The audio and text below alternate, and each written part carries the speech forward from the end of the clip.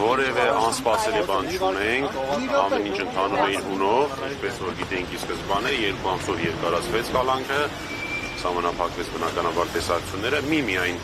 ուրախալի բան ունեմ ասելով, որի միջնորդությունը քրոջ երեխաներին տեսակցելու մասով բավարարվեց։ Միայն քրոջ երեխաները կարողանան այցելել։ Դե, որոշում, գիտեք, չեմ ստացել որոշումը, ընդհանրապես հրապարակվեց որոշումը 2-3 ժամվա մեջ պատրաստ կլինի, կվերցնենք, կարդանք, տեսնենք ինչ են գրել։ Իսկ գլանակի հետ կապված պարզվեց իվերջը։ Տեսեք, իրականում այս վարույթին, կալանքի երկարացման վարույթին դա չվերաբերվող հարց էր, բայց այնուամենայնիվ որ խոստացել էի կհարցնեմ, քննիչին հարցրեցի եւ ստացա նաեւ համաձայնություն, որ հայտնեմ այդ մասին։ Քննիչը կատեգորիկ երկեց, ասես նման բան չկա,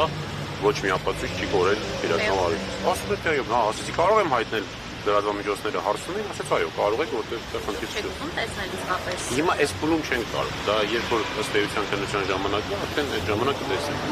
Այս փուլում չենք կարող։ Բնականաբար, իհարկե։ Բայց իրենք որոշումը ստանան։ Հա, դեպի ստանանք, որ իմանանք ինչ են գրել, որ իմանանք ինչը բողոքակ են գրել։ Անբավարար, իսկ ձեր կարծիքով, քանի որ նշում եք, որ որևէ հիմք չկա նրան կալանքի տակ պահելու, սրանով ինչ հարց է։ Սրանով շարունակում է եկեղեցու դեմ ճնշումները, սրանով շարունակում է Արշակ Սրբազանի նկատմամբ այս ամեն ինչ ինչ որ արվում էր շատ վաղուց սկսված, այս ամեն ինչ։ Այսինքն եթե լինի ազատության մեջ ինչ կլինի, սրանով եւ եթե անազատության մեջ էին։ Այդ հարցերը դակ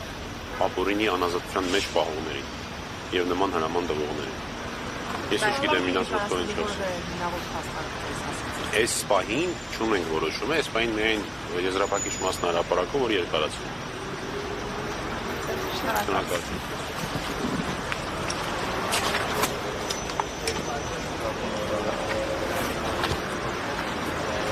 160 թեմի հարգելի հետևողներ, նշեմ, որ Երևան քաղաքի առաջին Ադյանի ընդհանուր իրավասության քրեական դատարանի կենտրոնի նստավայրում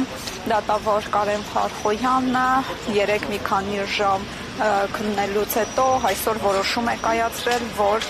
Մայրաթոր դիվանապետ Արշակ arczepiskopos Խաչատրյանի կալանքի ժամկետը եւս